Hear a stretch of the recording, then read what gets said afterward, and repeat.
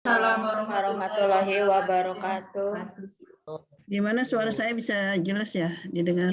Jelas, Bu.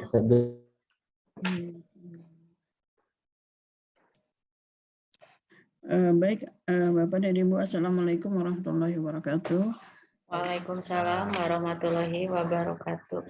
Sambil menunggu teman-teman yang lain, kita mulai saja ya. Bapak dan Ibu, pada beberapa minggu yang lalu kita ada mulai presentasi kemarin ya untuk judul dan latar belakang. Jadi kemarin ada satu kalau yang salah yang sudah kita tampilkan. Nah, kita masih menyambung yang kemarin ya.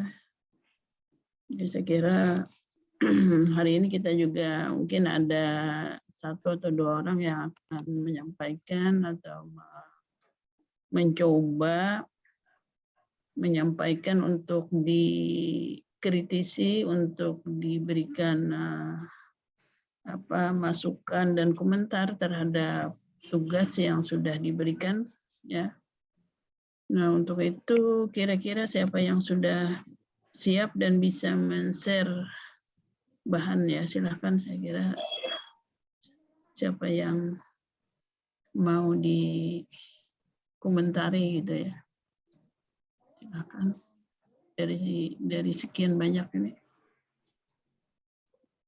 karena saya berharap dari judul yang dimulai kita susun ya, jadi variabel-variabel yang kita teliti nanti, kemudian kita buat latar belakangnya, ini merupakan awal atau draft dari proposal yang akan dijadikan sebagai tugas akhir nanti ya, sebagai proposal tesis. Siapa Bapak dan Ibu, silakan. Yang sudah Anda file dalam bentuk Word aja ya, yang sudah diketik, yang sudah dibuat, yang beberapa halaman itu saya kira bisa ditayangkan.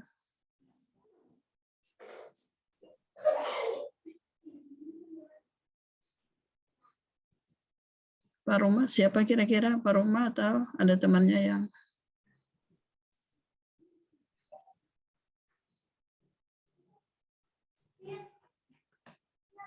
sudah membuat nggak yang ditugaskan kemarin?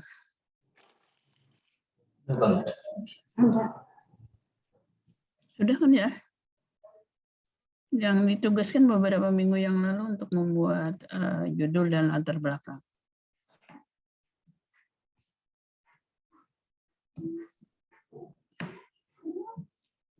Ada nggak ya yang bersedia? Atau memang belum membuat?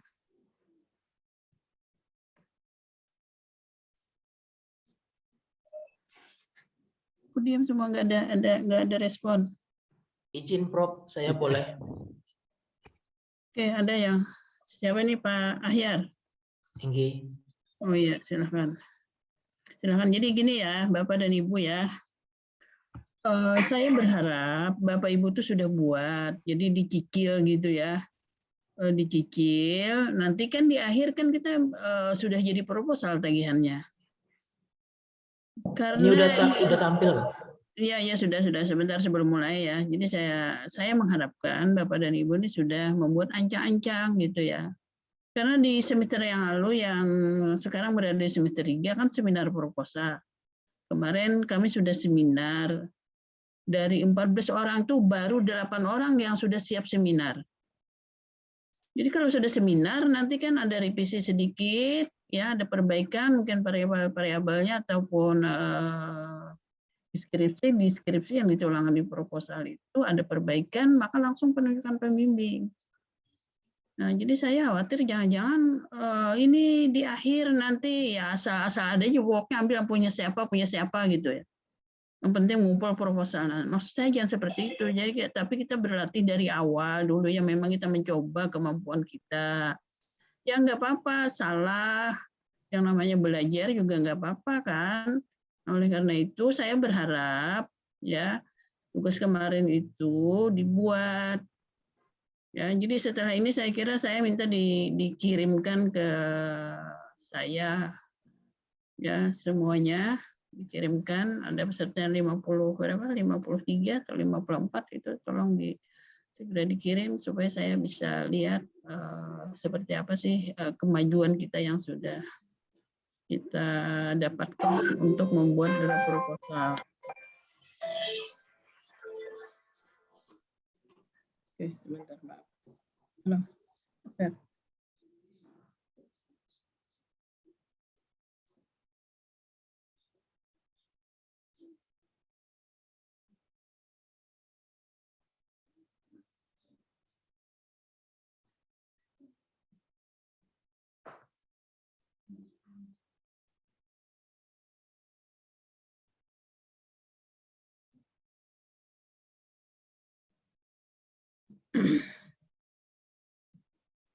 Oke ya, jadi saya berharap ini draft, jadi kita cicil sedikit demi sedikit, yang akhirnya kan jadi sebuah proposal untuk tesis. Tapi kan benar-benar ini kita membuat dari awal, jangan tiba-tiba nanti karena belum sempat membuat di akhirnya lalu mengambil contoh yang ada aja punya siapa gitu. Pokoknya saya ambil ini, saya jual kumpul gitu. Nah saya tidak ingin ya hal-hal yang seperti itu. Sehingga pada di semester 3 awal itu nggak ada yang kada siap untuk seminar. Ini saya dari 14 orang itu baru 8, 7-nya belum siap berarti karena tidak mengumpulkan proposal. Padahal di tugas akhir dari penulisan karya ilmiah kan proposal. Nah, jadi kan dan dari 8 itu pun saya melihat itu bukan karyanya sendiri tapi mengambil punya siapa gitu. Kan kalau kita lihat dari tulisan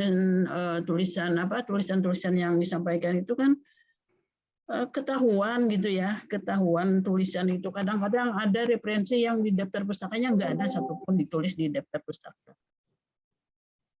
Nah sehingga ya banyak hal yang mencurigakan sehingga itu mencurigakan pembaca atau pembimbing yang ditulis itu bukan karyanya gitu. Nah saya tidak mau Bapak dan Ibu tidak punya pengalaman untuk membuat itu. Tapi benar-benar pengalaman kita mencoba sendiri, oleh karena itu dicicil sedikit demi sedikit gitu. Ya, jadi supaya pengalaman membuat tesis ini kan nanti bisa bukan hanya sekedar untuk mendapatkan gelar magister, tetapi juga nanti kan untuk kegiatan untuk guru-guru naik pangkat dan sebagainya kan ada penulisan karya ilmiah. Nah, oleh karena itu saya kira kesempatan kita dengan berlatih membuat, menganalisis, menelaah proposal orang atau bagian-bagian dari proposal itu paling tidak sedikit demi sedikit membantu kita untuk memahami dan mampu membuat bagian-bagian yang ada di dalam sebuah proposal penelitian ataupun proposal tesis. Ya, jadi harapannya seperti itu. Bukan apa-apa supaya kita ada pengalaman bagaimana sih orang menulis gitu ya. Menulis karya ilmiah maksudnya. Jadi bukan hanya sekedar menulis tapi sesuai dengan ITK, sesuai dengan prinsip-prinsip penulisan karya ilmiah. Oke, baik. Sekarang silakan Pak Muhammad Ahyar untuk menyampaikan dan tolong kawan-kawan yang lain diperhatikan, dibaca juga, didengarkan apa yang disampaikan oleh teman kita ini ya. Dan tolong juga kamera dibuka ya, kamera semuanya dibuka. Oke, silakan Pak Ahyar untuk membuatkan waktunya. Baik, terima kasih. Assalamualaikum warahmatullahi wabarakatuh. Waalaikumsalam warahmatullahi wabarakatuh. Yang terhormat Ibu Profesor Dr. Haji Aslamia MPD selaku dosen pengampu teknik penulisan karya ilmiah, teman-teman, rekan-rekan, mahasiswa dan mahasiswi yang pada hari ini hadir secara virtual di dalam perkuliahan kita pada hari ini. Izinkan saya menyampaikan latar belakang tentang proposal tesis pada hari ini, agar sekiranya ke depannya lebih baik lagi. Konteks penelitian. Judulnya dulu Pak Ahyar. Oh ini Bu. Jadi pada ini kita mengangkat judul peningkatan profesionalisme guru pendidikan khusus melalui kegiatan kelompok kerja guru pendidikan khusus KKG Diksus bagi guru sekolah luar biasa di Kabupaten Hulu Sungai Utara.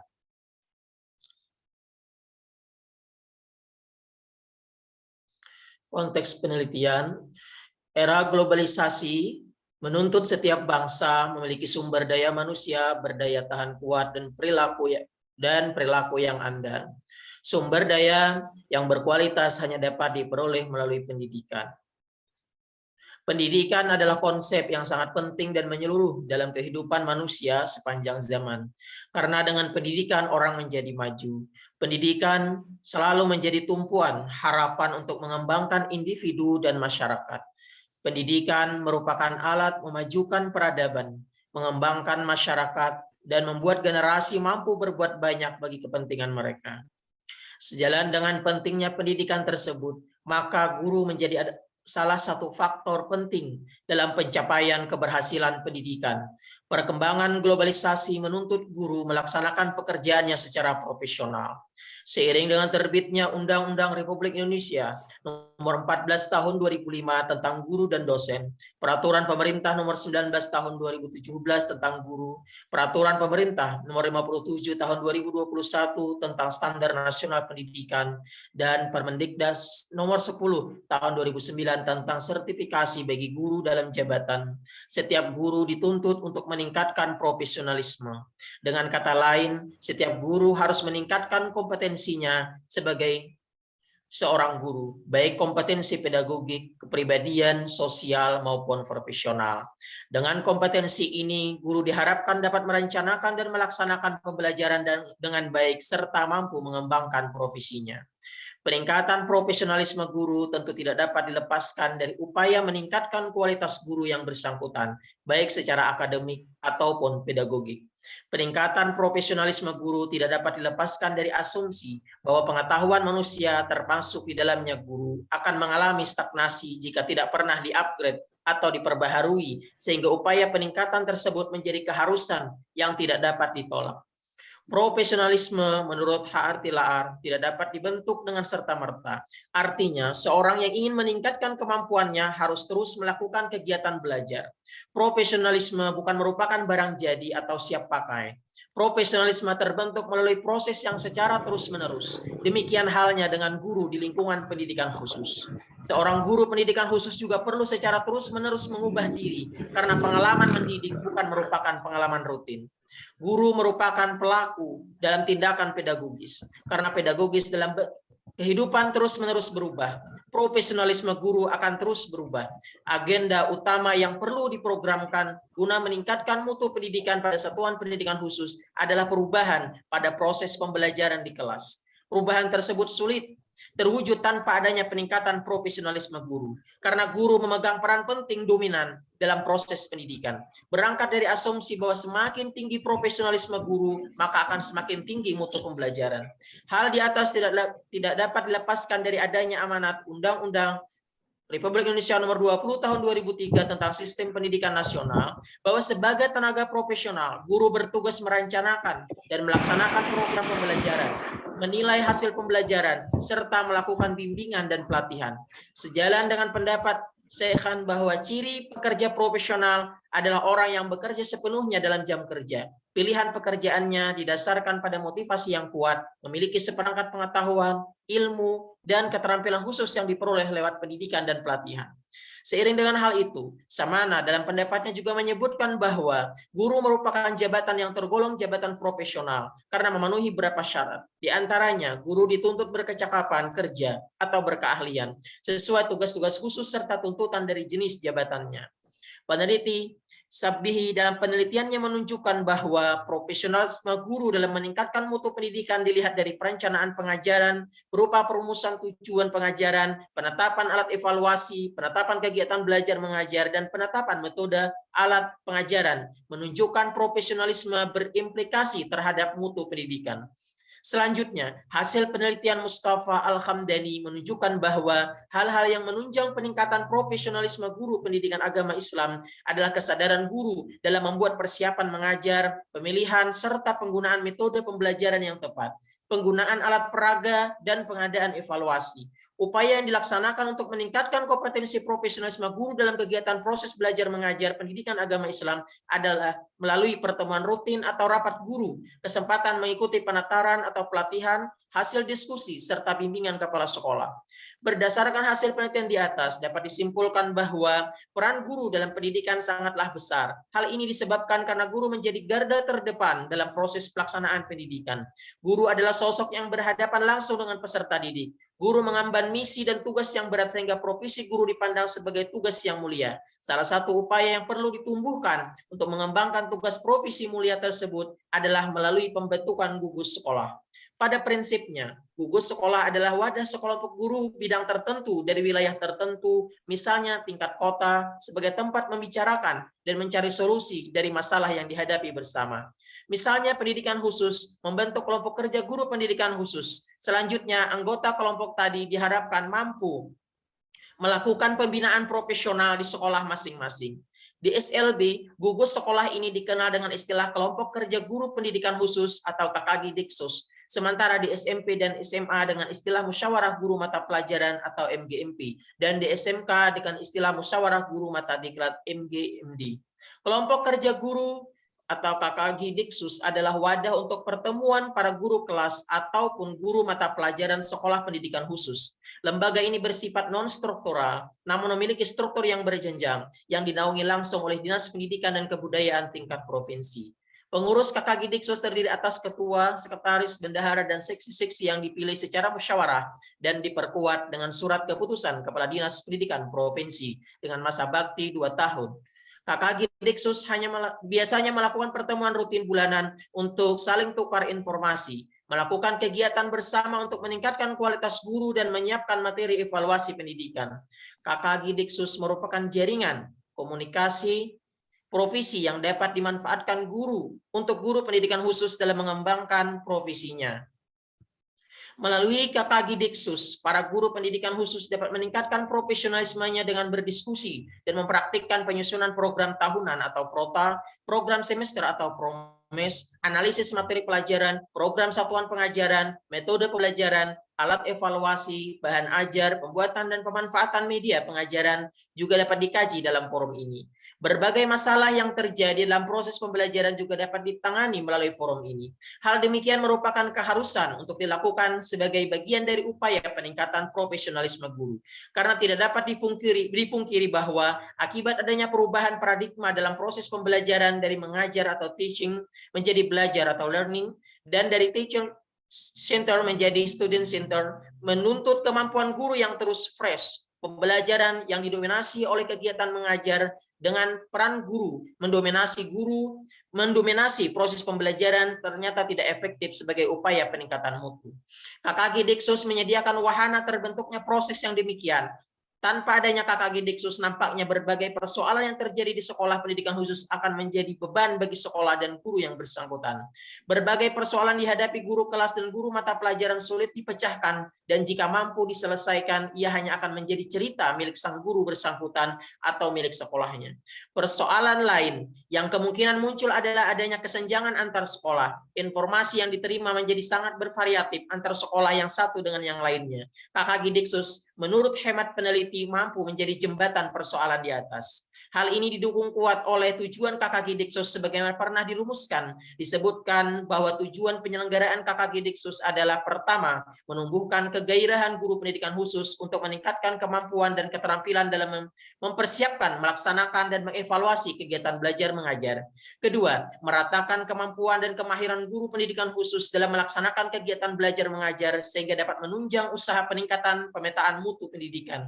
Ketiga, menampung segala permasalahan yang dialami oleh guru pendidikan khusus dalam melaksanakan tugas sehari-hari dan mencari cara penyelesaiannya yang sesuai dengan karakteristik peserta didik, mata pelajaran, guru, sekolah, dan lingkungan. Keempat, membantu guru dalam upaya memenuhi kebutuhannya yang berkaitan dengan kegiatan belajar mengajar. Kelima, membantu guru memperoleh informasi teknis edukatif yang berkaitan dengan kegiatan kebijakan pengembangan kurikulum dengan mutu pelajaran yang bersangkutan. Keenam, sebagai tukar informasi dan saling tukar pengalaman dalam rangka mengikuti perkembangan ilmu pengetahuan dan teknologi serta pengembangan teknik mengajar. Bertolak dengan hal di atas, Berdasarkan observasi dan analisis pendahuluan, apa yang menjadi tujuan KKG Diksus Kabupaten Hulu Sungai Utara tidak banyak tercapai pada tataran praktik di tingkat pelaksanaannya. Berbagai persoalan sering kali menghambat untuk mewujudkan tujuan ideal dari KKG Diksus Kabupaten Hulu Sungai Utara. Pertama, pelaksana KKG Diksus hanya menjadi seremonial rutinitas untuk memenuhi kewajiban adanya pelaksanaan kerjasama antar guru dan antar lembaga pendidikan dalam satu kawasan. Ketidakefektifan KKG ini dibuktikan dengan minimnya kegiatan yang bermutu yang dilakukan oleh pengurus KKG Diksus Kabupaten Hulu Sungai Utara. Demikian pula peningkatan kualitas guru yang bersangkutan juga tidak banyak perubahan. Kedua, berbagai keluhan yang dilontarkan kepala sekolah terkait kompetensi guru pendidikan khusus yang tidak kunjung membaik seperti rendahnya pemahaman guru tentang strategi pembelajaran. Masih terdapat guru yang kesulitan menyusun perangkat pembelajaran, terdapat beberapa guru yang masih kesulitan membuat bahan ajar, pembelajaran yang masih monoton dan tidak bervariasi, masih terdapat guru yang belum bisa beradaptasi dengan perkembangan zaman sehingga dalam pelaksanaan pendidikan tidak sepenuhnya terlaksana secara profesional, serta beberapa guru yang masih belum menggunakan media pembelajaran secara maksimal. Hal ini juga menjadi indikasi dari tidak efektifnya pelaksanaan KKG Diksus Kabupaten Hulu Sungai Utara. Tentu saja hal ini masih sebatas asumsi peneliti dan perlu dilakukan analisis yang lebih mendalam melalui proses penelitian. Disinilah letak pentingnya penelitian ini dilakukan. Peneliti mengkaji lebih jauh proses pelaksanaan KKG Diksus Kabupaten Hulu Sungai Utara serta pengaruh signifikan dari KKG dalam meningkatkan profesionalisme guru pendidikan khusus di Kabupaten Hulu Sungai Utara. Berangkat dari persoalan di atas, peneliti mengidentifikasi beberapa masalah yang ditemui di lapangan. Beberapa persoalan yang peneliti temui di lapangan diantaranya adalah KKG sejauh ini hanya menjadi wahana untuk bertemu saja, tidak banyak dimanfaatkan untuk menunjang profesi keguruan pendidik. Berbagai kegiatan dilakukan KKG hanya bersifat seremonial. Hal ini disebabkan karena belum adanya kegiatan yang terprogram dan berkelanjutan. Yang ketiga, persoalan juga terjadi pada tingkatan pendidik atau guru. Keterlibatan mereka mengikuti kegiatan KKG hanya untuk memenuhi kewajiban untuk mendapatkan sertifikat dan memenuhi undangan dari pengurus KKG. Keempat, tidak jarang apa yang diperoleh pada saat KKG tidak diimplementasikan dalam pengajaran di kelas pada sekolah masing-masing. Demikian latar belakang atau konteks penelitian dalam proposal ini. Mohon masukan dan arahan. Terima kasih. Assalamualaikum warahmatullahi wabarakatuh.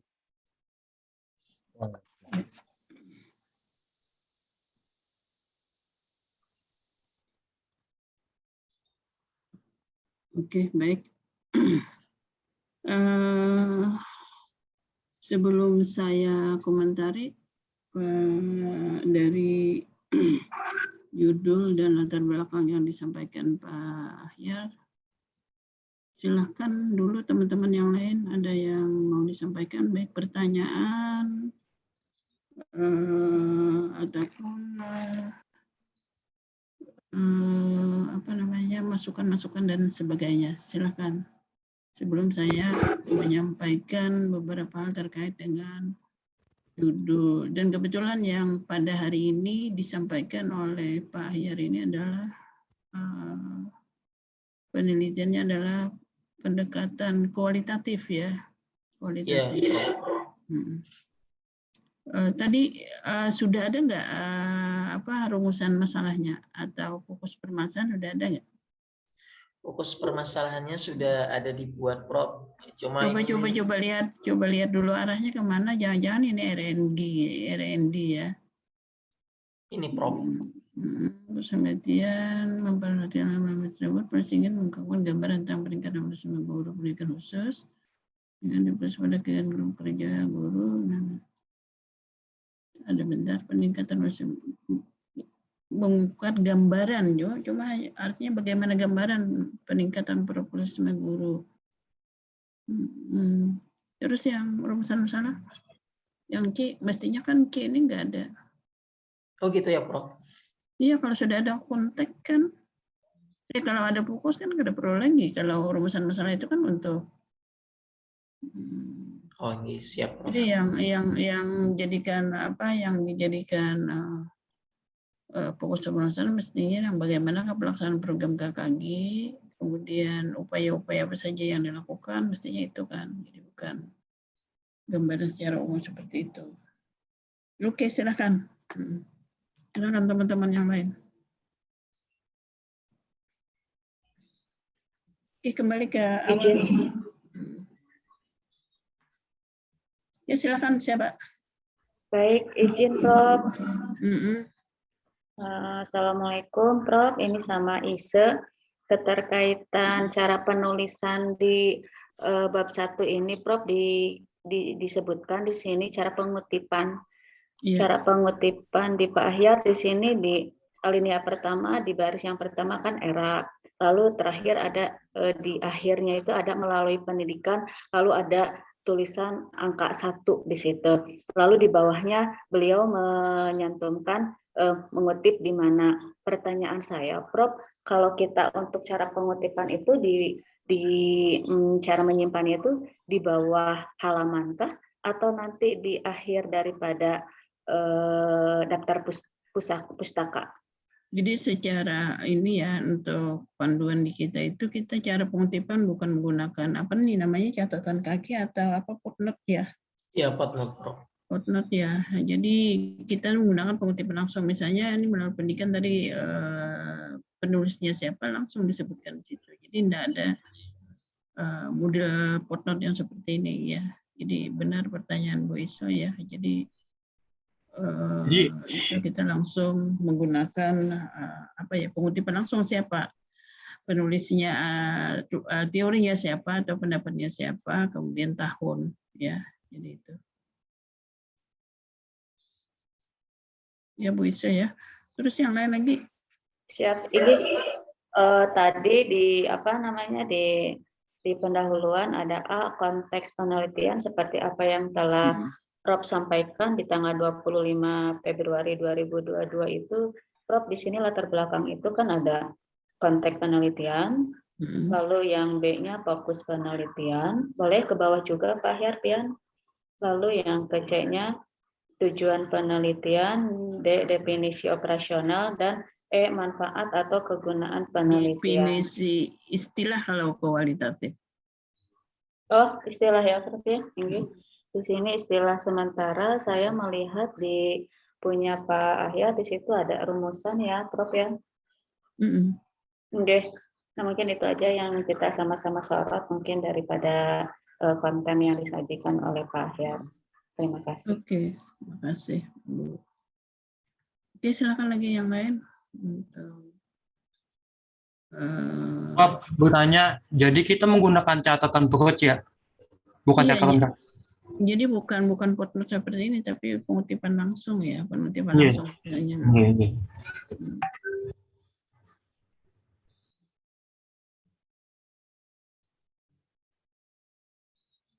Oke, terus yang lain ada lagi komentarnya tentang isi. Jadi kalau konteks penelitian ini kan berarti kan pentingnya variabel yang kita teliti itu. Ya pentingnya tuh berarti kan penjelasan sama sebenarnya dengan penelitian kuantitatif. Nah kira-kira dari situ sama maksud saya tuh kan variabel ini kenapa meneliti variabel ini? Nah kira-kira terjawab nggak gitu ya? Artinya di sini dapat tadi pengembangan profesionalisme guru. Kenapa profesionalisme guru yang diteliti gitu? Kira-kira di bagian mana jawaban tentang itu?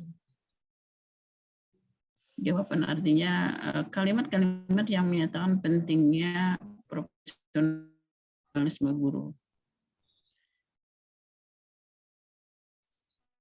Pak Ahyar, kira-kira bisa ditemukan di mana? Ada Prof tadi. Sebentar ya? Prof. Coba kawan-kawan disorot dilihat gitu. Kira-kira udah cukup dengan satu pendapat atau ada kasus-kasus contoh gitu kan.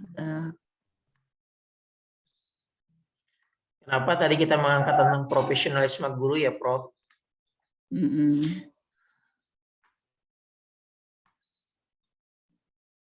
Di mana kira-kira adanya itu gitu kalimat-kalimat atau deskripsi yang menjelaskan tentang pentingnya pengembangan profesionalisme guru.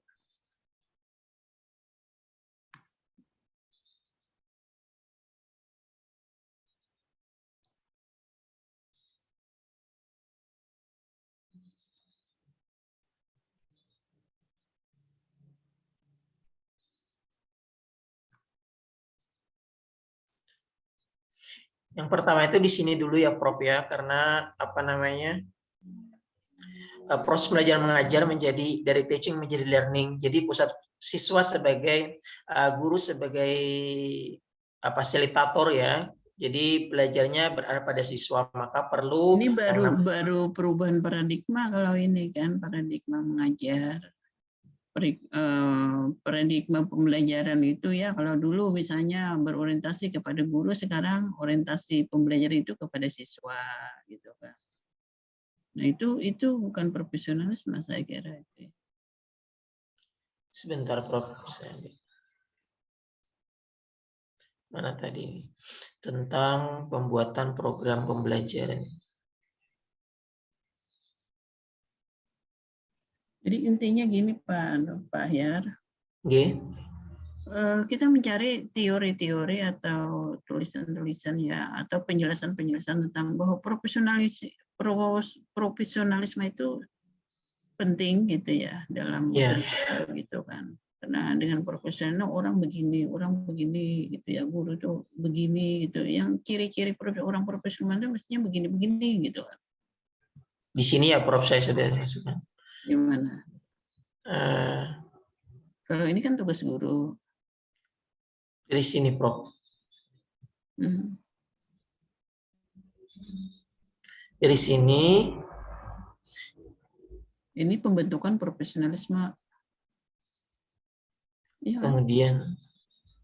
Tapi bagaimana tulisan menyatakan bahwa dalam sebuah pekerjaan, artinya orang bekerja yang baik atau kalau ingin sesuatu itu sebuah kegiatan atau itu baik, maka misalnya proses pendidikan baik itu perlu adanya tenaga yang profesional, karena profesionalisme itu begini.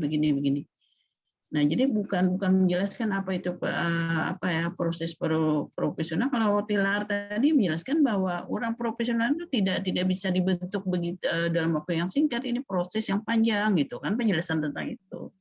Ya. Pembentukan proses. Nah, jadi coba nanti dicari teori-teori yang menyatakan bahwa pentingnya profesionalisme di dalam melaksanakan proses pendidikan. Lalu yang orang yang profesionalisme itu yang bagaimana misalnya? Ya, tadi ada contoh-contoh ya, misalnya kalau orang profesional itu kan ada wah ini misalnya contohnya banyak guru yang sambil berjualan, sambil berdagang, nah intinya berjualan menawarkan barang ke sekolahan segala macam. Komitmennya seperti apa dan sebagainya. Yang namanya profesional ya profesional gitu kan, ciri profesional itu orang kayak apa, nah paling tidak arahnya ke situ. Nah saya melihat di sini hari ini Pak Ahyar banyak bercerita tentang KKG, MGMP gitu kan. Nah padahal kan bukan itu kan salah satu bentuk atau teknik mengembangkan profesionalisme. Itu salah satu bentuk yang dibentuk ya, artinya salah satu bentuk atau wadah kayak KKG, MGMP itu untuk meningkatkan atau mengembangkan profesionalisme, teknik mengembangkan.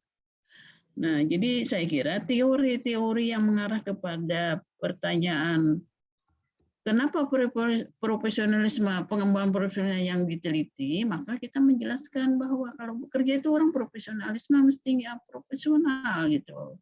Lalu orang profesional itu kayak apa gitu. Nah, jadi itu saya kira yang banyak dibahas seperti ini. Kalau orang tidak profesional, maka apa yang akan terjadi? Banyak guru yang akan melakukan ini, ada yang akan melakukan ini dan sebagainya. Itu kasus yang mungkin itu dianggap sebagai satu permasalahan, makanya jadi dipertanyakan guru-guru ini profesional apa enggak gitu kan. Nah, itu masih banyak misalnya guru yang ada membuat rencana pembelajaran, masih banyak guru yang ada disiplin misalnya. Nah, ada guru yang misalnya masih menduakan tugas guru, ya artinya ada tugas lain, ada profesi lain ya seperti contoh tadi yang sambil berjualan misalnya kan. Jadi itu berangkat dari permasalahan bahwa masih banyak guru-guru yang dianggap ini belum profesional gitu kan. Nah oleh karena itu kita jangan banyak membahas KKG-nya dulu, KKG itu salah satu model pengembangan, itu salah satu model pengembangan guru. Nah, lalu kalau kita ingin tahu di sekolah ini kayak Pegaraminya mengembangkan guru-gurunya. Nah, di sini juga belum tergambar di mana meneliti ini, di sekolah mana. Nggak ada di judul, mungkin tadi ada, sudah ada, tapi di sini kok nggak dijelaskan. Berarti sekolahnya dimasukkan ya, Prof ya? Iya, nanti sekolahnya dimasukkan, bukan pada aja, tapi kalau kita berbicara profesionalisme, nyatanya masih banyak guru yang ada profesional, contohnya tadi macam-macam banyak. Nah, tapi ada 2 sekolah ini loh yang pengembang gurunya bagus. Makanya saya meneliti di 2 sekolah ini kayak apa, ini mengembangkan guru-gurunya di situ. Makanya perlu diteliti, perlu dilihat lebih dalam lagi seperti apa sih model pengembangan guru di sekolah ini. Nah, itu nanti pertanyaannya. Ya, pertanyaan dalam arti fokus penelitian. Jadi dari sekian banyak sekolah, tapi 2 sekolah ini loh menjadi tempat penelitian karena saya ingin tahu kayak apa orang atau kepala sekolah punya komitmen yang tinggi terhadap proses pembelajaran di sekolah. Nah, jadi itu juga belum ada di bagian konteks penelitiannya. Jadi yang pertama itu pentingnya tema kita tadi, variabel tadi yang teliti. Yang kedua, kenapa meneliti di 2 sekolah itu? Harus ada tergambar itu dua-duanya. Jadi Pak Ahyar nggak apa-apa ini nanti diberikan, karena kita kemarin juga belum begitu banyak membahas tentang konteks penelitiannya di mana? Untuk latar belakang. Tapi pada intinya sama, adanya permasalahan, artinya masih profesionalisme guru ini masih dirasa tidak maksimal atau masih tidak sesuai dengan harapan gitu. Contohnya seperti ini, seperti ini, seperti ini. Artinya ada permasalahan juga sehingga perlu diteliti ini tentang pengembangan profesionalisme guru. Ya. Nah, berangkat dari situ, nah ada 2 sekolah dari sekian banyak sekolah khusus ini di Kalimantan Selatan katakanlah itu, atau di Banjarmasin, dari sekian ini ada beberapa sekolah ya ini, tapi di 2 sekolah ini kok prestasi anak-anak di situ bagus, prestasi sekolahnya bagus, prestasi gurunya bagus. Nah, lalu pertanyaannya nanti di konteks penelitian kayak apa kepala sekolah di situ mengembangkan profesionalisme gurunya, sehingga gurunya tadi prestasinya dan macam-macamnya bagus di sekolah itu.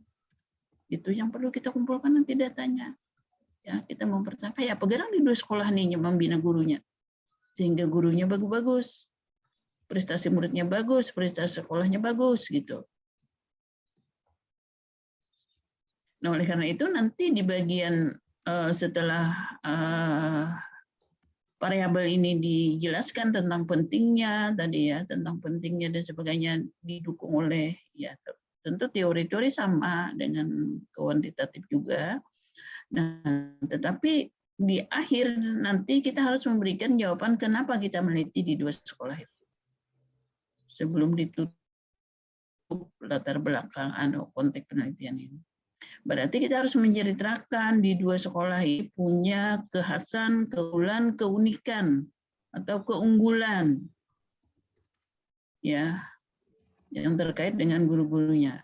Nah, lalu kita nak tahu kayak Pegarang pembinaan di sekolah ini. Jadi kalau kita berbicara tadi saya banyak mendengar pembinaan KKG dan MGMP ya, kegiatannya apa saja. Nah, banyak itu diceritakan, mungkin 2 halaman ada tadi ya, padahal itu kan tidak terlalu penting kalau dikaitkan dengan judul. Itu hanya salah satu model pengembangan profesionalisme. Jadi bisa saja ya, kalau KKG itu kan kelompok yang dibentuk di tiap apa ya, gugus kan atau apa namanya, tingkat kecamatan kan atau apa. Nah, kan banyak model-model pengembangan guru itu kan banyak. Makanya teori-teori macam-macam teknik pengembangan atau model-model pengembangan guru itu kan nanti cari teorinya mana dari sekian teori itu nanti kita kumpul datang ke sekolah apa-apa aja sudah semua ini kah atau ada bagian-bagian yang ini aja kan yang digawe atau mana gitu kan. Nah ini nanti yang jadi temuan kita. Akhirnya jadi nanti mungkin duduknya berganti menjadi model pengembangan guru model pengembangan profesional guru di sekolah ini dan ini. Jadi tidak nih, misalnya peningkatan profesional atau pengembangan ya.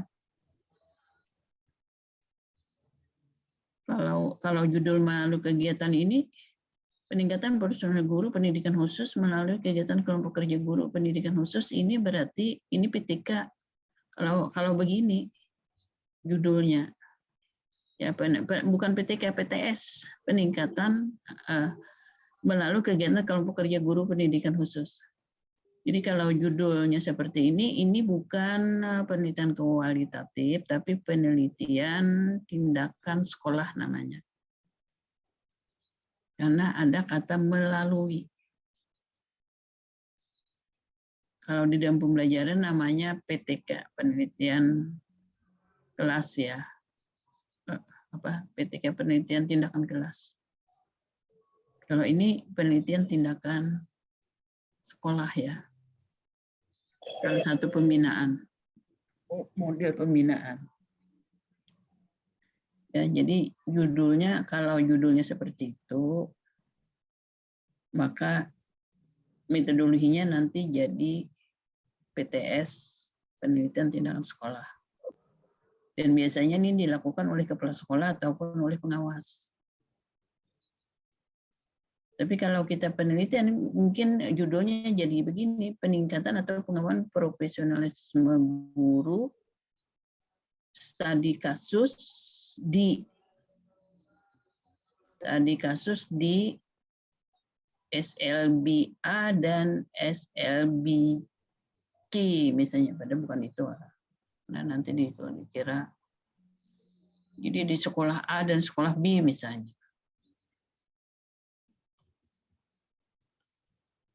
Lebih kepada pengembangan nanti mungkin ya, pengembangan jadi peningkatan atau pengembangan.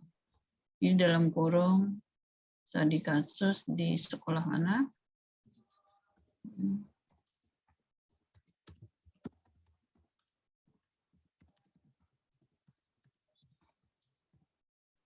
Nah, itu aja cukup. Ini tetap ya Prof masih? Kegiatan ini dihapus ya Prof? Dibuang. Karena kalau gitu jadinya ini penelitian bukan kualitatif. Jadi begini Prof. Iya. Peningkatan profesional guru pendidikan khusus, studi kasus di SLB Negeri 1 Amentai dan SLB Negeri 2 Amentai. Amentainya itu satu aja kalau sama-sama di Amentai. SLB Negeri 1. Ya. Dan SLB Negeri 2 Amentai. Jadi Amentai Negeri 1 Amentai itu dihilangkan Amentainya. Oh. Ini ya Prof? Iya. Oke. Apakah bisa ditambahkan kabupatennya Prof? Di Kabupaten HSS boleh.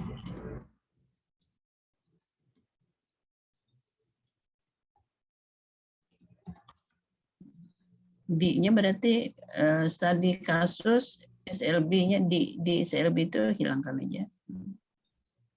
Atau itu tetap ada di kabupatennya itu yang di bawah dihilangkan yang 2 kali gitu. Kabupaten Hulu Sungai Amuntai, Kabupaten Hulu Sungai Utara. Nah, yang di bawah aja dihilangkan. Begini ya Prof.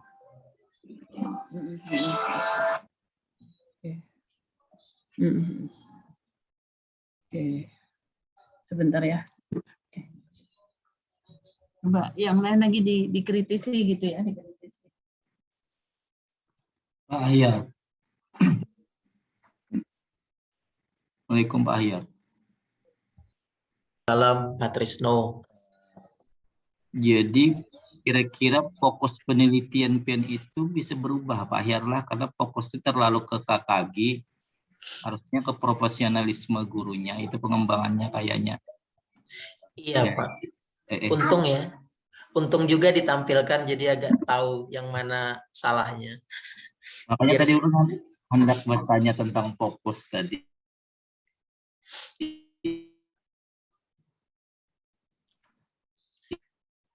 Fokus penelitian dari KKG-nya itu, nah padahal pengembangan profesional guru, berarti nanti ini fokusnya lah pengembangan profesional guru. ya. Gitu. Oke, gimana? Itu tadi Prof. Jadi misalnya juga lah, kalau misalnya, jadi ini peningkatan profesionalitas guru pendidikan khusus di ini hanya pada pengembangan sih ya, kata peningkatan itu ya arahnya ke ketika pengembangan atau manajemen pengembangan profesionalisme guru. Bisa juga kalau misalnya anak melihat manajemennya kayak apa sih, perencanaannya, pelaksanaannya, evaluasinya kayak apa, boleh. Kita tambah misalnya ada manajemen profesional guru pendidikan misalnya. Kalau misalnya hendak diganti dengan manajemen, berarti nanti menjadi fokus permasalahan menjadi bagaimana perencanaannya, bagaimana pelaksanaannya, bagaimana evaluasinya. Itu arahnya kan nanti ke manajemen profesionalisme guru, pengembangan profesionalisme guru. Tapi kalau misalnya pengembangan profesional yang kita temukan itu ada model. Kalau manajemen berarti nanti pertanyaannya dalam arti fokus penelitian mungkin perencanaan, kemudian pelaksanaan, kemudian evaluasinya.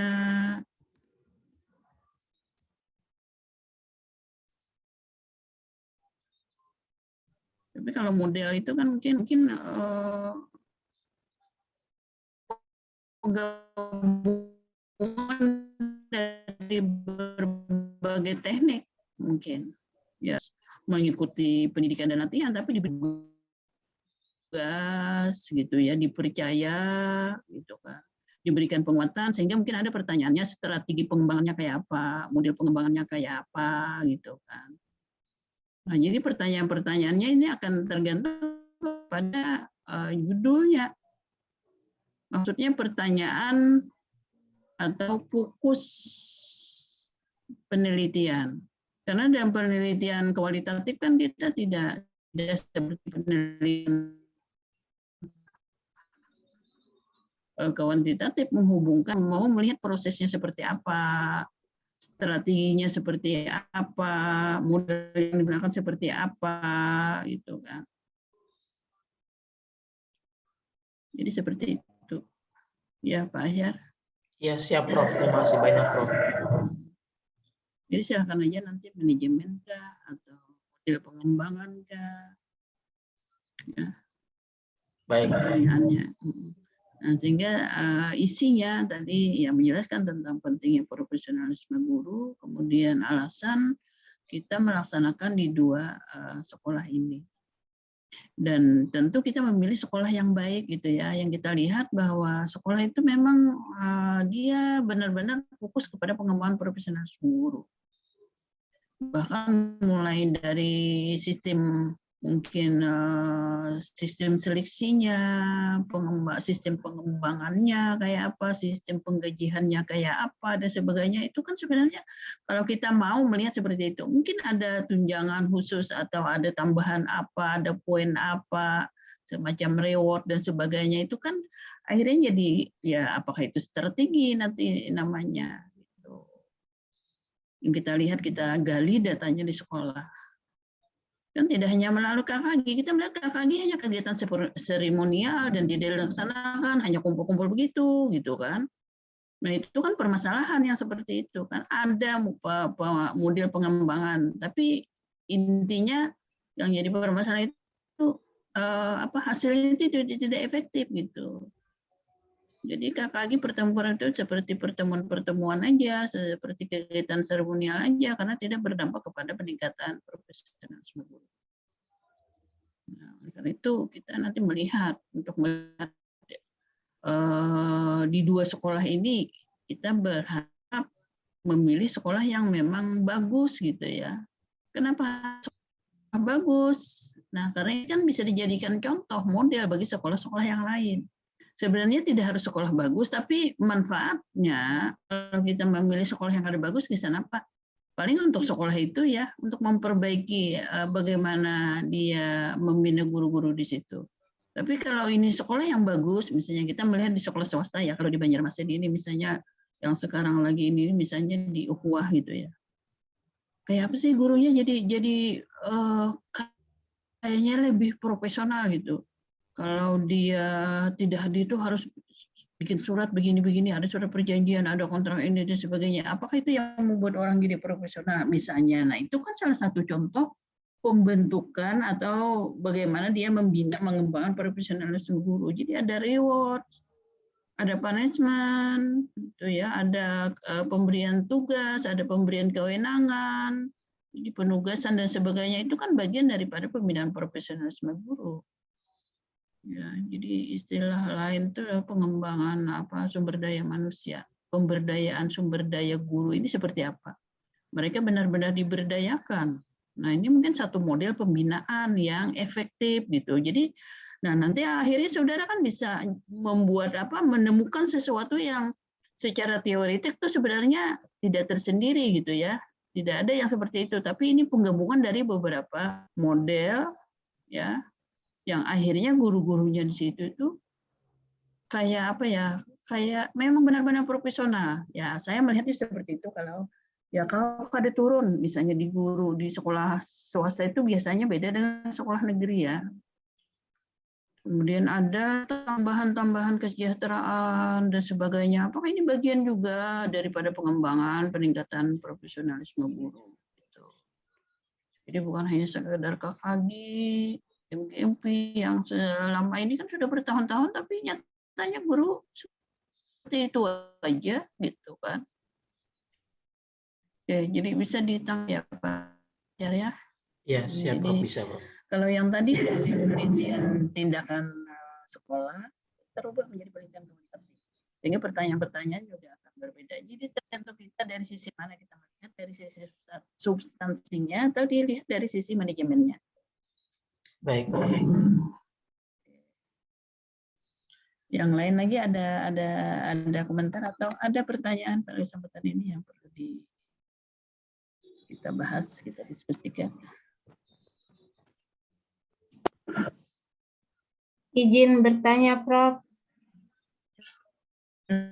Kan Bu Laila ya. Nur Lailawati, mahasiswa baru, Prof. Untuk tesis, terus terang belum begitu paham. Mendengar penjelasan Rian tadi, bahwasannya untuk tesis ini fokus yang diteliti itu bukan hanya berangkat dari satu permasalahan ya, Prof. Bisa saja misalkan kita ingin mengetahui lebih dalam tentang kemajuan satu sekolah atau dua sekolah, seperti itu ya, Prof. Jadi maksud fokus penelitian itu bukan hanya berangkat dari misalkan rendahnya kinerja atau misalkan ya satu masalah, tapi dari sekolah yang maju pun bisa kita jadikan fokus penelitian, begitu Prof. Terima kasih. Jadi gini ya Bu ya, di dalam penelitian kita itu biasanya kan setiap penelitian berbasis pada masalah. Artinya dimulai adanya masalah. Kenapa kita meneliti? Karena ada permasalahan. Contohnya tentang profesionalisme guru tadi. Kita melihat berbagai macam model atau teknik pengembangan guru seperti KKG dan MGMP itu sudah lama sekali sebenarnya. Nah, tetapi kok kayaknya tidak perkembangan guru atau tingkat profesionalisme guru ini tidak sesuai harapan gitu kan. Contohnya tadi seperti Pak Ahyar sebutkan macam-macam kan. Nah ini artinya permasalahan secara umum, jadi bukan permasalahan di sekolahan tadi. Permasalahan secara umum guru yang ada khususnya misalnya di kabupaten ini atau di kecamatan ini gitu. Atau ya secara umum lah dulu karena kita tidak membatasi ini ya, kalau kita berbicara kuantitatif tidak membatasi di mana, tapi secara umum aja dulu. Secara umum bahwa ternyata model pengembangan yang ada sekarang itu masih ya yang seperti itu tuh kurang efektif gitu ya, kurang efektif. Masih banyak guru yang begini, yang begitu dan seterusnya. Nah, namun gitu ya, kita melihat ada 2 sekolah dari sekian banyak sekolah ini, ya ada 2 sekolah yang punya prestasi, punya apa namanya, punya model pengembangan guru yang bagus gitu. Nah, jadi itu artinya kasus positif. Kasus positif karena kita meneliti sekolah yang bagus. Misalnya kalau di Banjarmasin itu kan kita melihat guru-guru di Huah itu kan kita anggap dibandingkan dengan guru-guru tertentu misalnya dia kewajiban pulangnya jam berapa, hadirnya jam berapa, kemudian tugas-tugasnya apa. Nah itu kan jelas gitu ya sehingga guru-gurunya harus dilatih memiliki kemampuan seperti apa gitu. Itu kan sudah artinya mulai dari seleksi mereka sudah menentukan kriteria ya kriteria guru-guru yang bisa diterima sekolah situ. Artinya tingkat profesionalisme menjadi acuan bagi mereka. Nah oleh karena itu di 2 sekolah ini dianggap bagus. Makanya anak tahu kayak apa sih mereka membinanya gitu. Kayak apa sih mereka membinanya. Jadi kalau kita hendak melihat tinjauan dari sisi manajemen silahkan. Dari sisi substansi daripada pengembangan profesionalisme guru juga boleh. Makanya di pokoknya nanti yang menentukan. Jadi bukan hanya bagaimana perencanaan, bagaimana pelaksanaan, bagaimana evaluasi, bukan hanya itu. Kalau itu boleh sih, kalau itu dilihat dari sisi manajemennya. Ya karena kita manajemen profesionalisme guru di sekolah itu seperti apa. Jadi fokus penelitiannya nanti kan bingung pertanyaan yang akan karena kita kan kalau penelitian itu pasti ada menjawab pertanyaan-pertanyaan penelitian. Nah, untuk menjawab pertanyaan penelitian itu kan kita mengumpulkan data di lapangan. Nah, cara pengumpulan datanya di lapangan kayak apa? Nah, itu nanti terkait dengan penelitian kualitatif seperti apa. Ya, tekniknya kayak apa, teknik analisisnya kayak apa. Jadi seperti itu kalau penelitian kualitatif. Sama dengan penelitian kuantitatif juga. Untuk menjawab pertanyaan rumusan masalah itu, pertanyaan penelitian yang ada rumusan masalah juga seperti itu. Nah, kadang-kadang kan kalau dalam penelitian kuantitatif itu melihat hubungan antar variabel. Kalau di sini rumusan masalah kita tidak melihat hubungan antar variabel, tapi melihatnya dari sisi manajemennya. Kayak apa orang mengelola sih? Mulai dari perencanaan,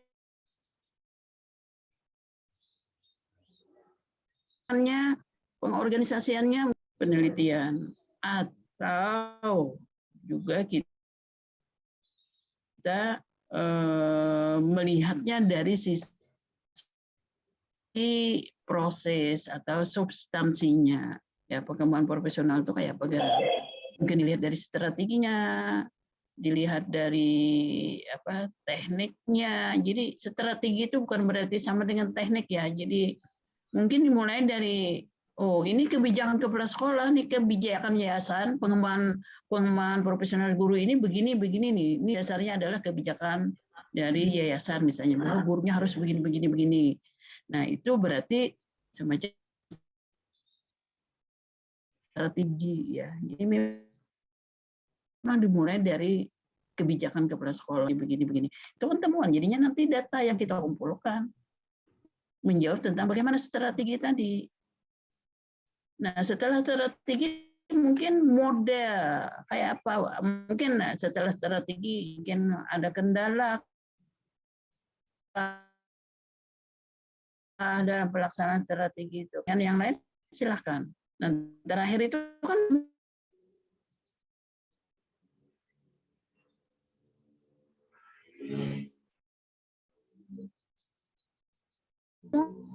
model pembinaannya Pak kayak apa? Teknik pembinaan profesional guru. Dari sekian banyak itu apakah semua itu dilaksanakan atau bagaimana? Nah, jadi kalau kita mau menggali data, ya pasti kita secara teoritik juga di bab 2 itu tahu tentang model-model pembinaan profesionalisme kayak apa. Kalau di dalam kebijakan-kebijakan kepala sekolah mengharuskan guru-guru itu seperti apa, gitu kan. Jadi ada mulai dari kebijakan kepala sekolah. Nah, itu yang kita nanti tanyakan, kita gali datanya, adakah ini dasarnya apa, sehingga model pembinaan ini kayak ini, sehingga guru ini harus dibeginikan, harus dibegitukan. Apa dasarnya? Oh, ini ada kebijakan dari yayasan, harus begini, begini, begini. Kita cari apa sih isi kebijakannya. Nah, itu data, kumpulkan data itu. Oh, ternyata ini. Nah, seperti itu. Ada kaitannya dengan visi misi sekolah yang harus berdaya saing, sehingga guru-gurunya harus dibina. Nah, itu kan kebijakan yayasan atau kebijakan kepala sekolah. Ya, hal yang seperti itu yang dikaji kalau yang berkaitan dengan kuantitatif. Jadi ada dua hal, dilihat dari substansinya dan dilihat dari manajemennya. Itu biasanya kalau penelitian kuantitatif. Ya, karena kita juga manajemen atau administrasi, jadi kita lihat dari sisi itu. Oke, ada lagi pertanyaan yang lain? Silahkan. Boleh bertanya, Prof. Ya, kaitannya ini tadi tertarik dengan yang Pak Ahyar tadi, Prof, yang studi kasus kan di SLB Negeri 1 Amuntai dan SLB Negeri 2 Amuntai. Nah, itu berarti kita kan menggali lebih dalam karena kualitatif nih, bagaimana tadi peningkatan profesional guru di SLB Negeri 1, terus di SLB Negeri 2. Itu nanti tidak sampai membandingkan ya, Prof, cuma hanya memperdalam cuma sampai memperdalam begini nah di SLB Negeri 1 begini nah, atau apakah sampai membandingkan? Tidak ya, Prof, hanya menggambarkan saja, Prof. Kita hanya menggambarkan di SD ini kayak ini, di SD ini kayak ini gitu kan. Oh, okay. Kalau kasus tuh biasanya memang ada beda kalau kasus ya. Kalau ada beda, tapi kalau situs tuh kita lihat persamaan-persamaannya. Jadi yang kita tekankan itu kepada persamaannya. Oh, ini sama-sama melakukan ini misalnya. Kasus itu biasanya yang kita tunjukkan tuh apa ya? Coba nanti ke dosen metodologi ya.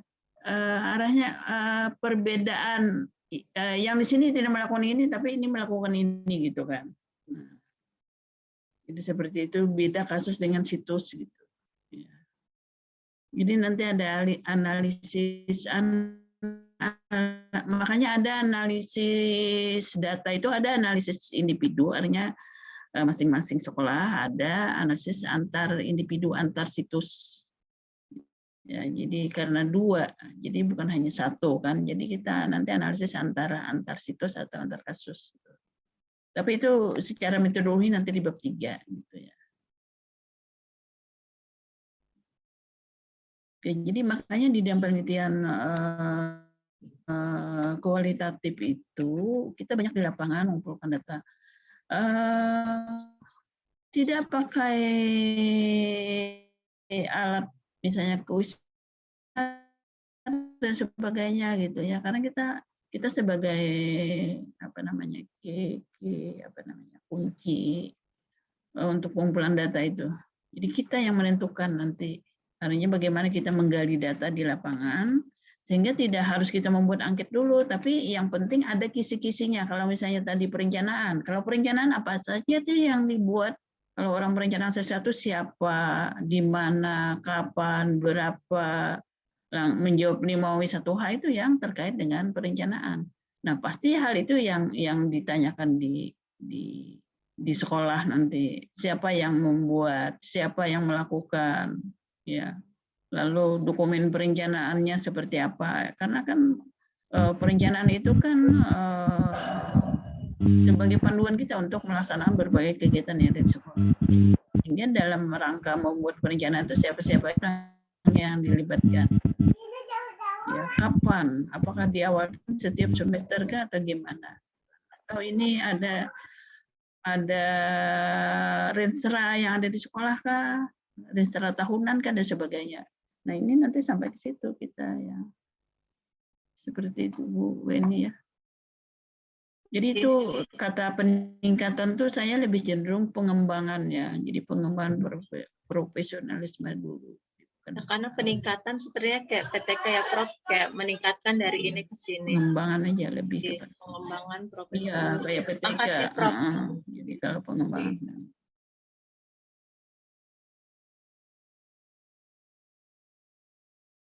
Jadi lebih kepada pengembangan tingkatan. Dan lagi yang lain? Izin Prof. Maaf Silahkan, Prof, Bu. kami. Ya, maaf saya juga sama Bu Nur Laila. Sebenarnya saya masih belum bisa membedakan Prof bahwa ini kasusnya di PTK, ini kasusnya di PTS, dan yang diharuskan bahasannya ketika kami menulis proposal tesis itu apa saja Prof. Terima kasih. Oke. Jadi nanti Ibu kalau sudah pengalaman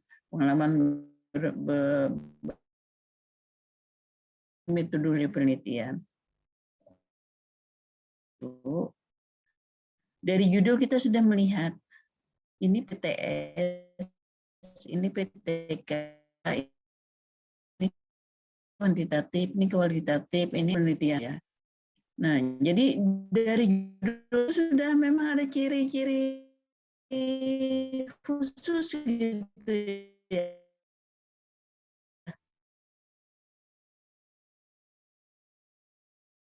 Ada kekhasan masing-masing gitu. Ini, koma, ini dengan ini gitu. Atau pengaruh variabel ini, koma, ini, dan ini terhadap ini. Nah, itu kontribusi.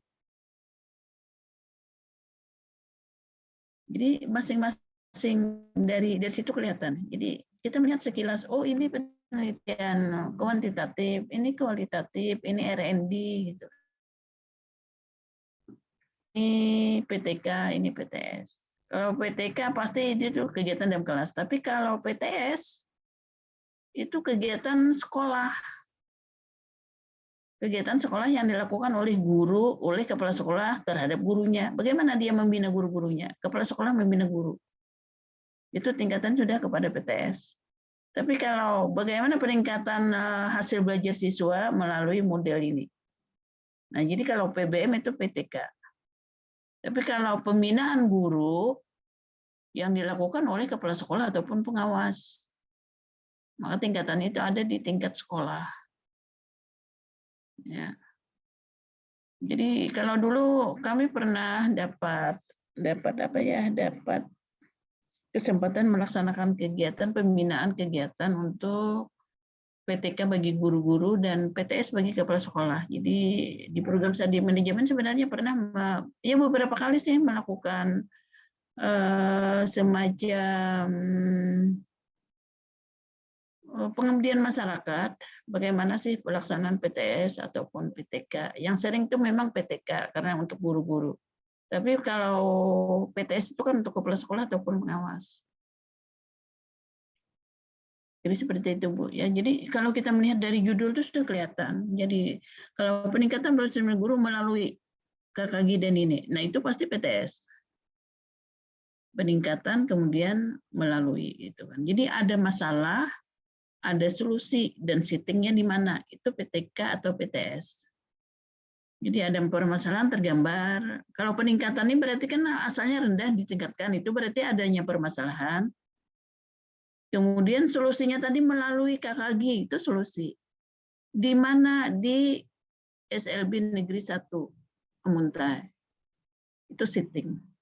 Artinya bagi guru-guru di SLB Negeri 1 Amuntai. Itu setting. Nah, jadi persyaratan kalau PTK atau PS itu ada permasalahan, kemudian tergambar ada solusinya, dan itu settingnya di mana. Nah, itu ciri. Ya, jadi kalau kita sudah ya belajar masing-masing model atau pendekatan dari jenis penelitian ini, kita akan tahu nanti. Kita sudah melihat dari, oh ini judulnya dari sini, oh ini evaluasi ya, misalnya. Ini penelitian evaluasi lah. Misalnya kita mengevaluasi, misalnya mengevaluasi tentang sarana prasarana di SLB misalnya, sarana prasarana misalnya. Nah, berarti evaluasi itu kita menilai ya, membandingkan yang ada dengan yang standar, yang seharusnya. Standarnya gimana sih sarana prasarana SLB yang standar itu, yang menurut standar nasional misalnya. Jadi kita mengevaluasi aja. Yang ada Bang nyatanya seperti apa? Di atas atau di bawah atau sesuai standar. Jadi evaluasi biasanya kita membandingkan yang standar dan yang sudah dilaksanakan.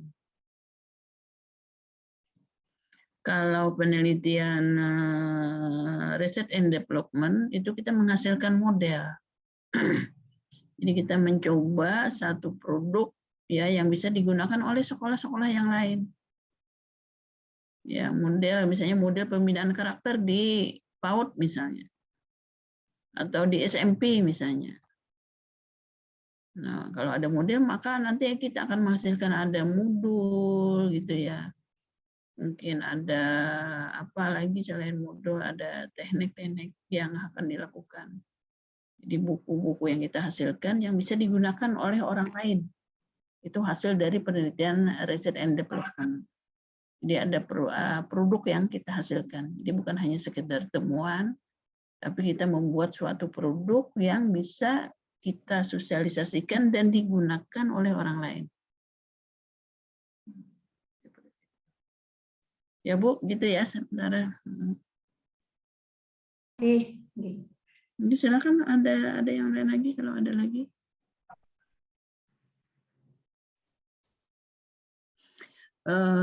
Sementara ini ya, kita nih minggu depan berarti kita sudah kuliah di bulan puasa. Biasanya memang ada dikurangi waktu sedikit, ya. Nah, tetapi biar sedikit ya kalau kita mau mulai kuliahnya jam 4:30 ya, jam 4:30 itu kan waktu ya terutama ibu-ibu nih. Gimana nih nanti solusinya? Apakah kita ganti dengan hari lain, misalnya hari Minggu kah, misalnya di hari apa, di jam berapa gitu. Ya nanti tolong diinikan sama teman-teman ya. Teman-teman yang misal pada hari Minggu boleh juga loh Prof. Misal hari kerja tapi sore jam berapa kayak itu. Boleh. Oh ya berarti kami diskusikan Prof. Diskusikan aja dulu.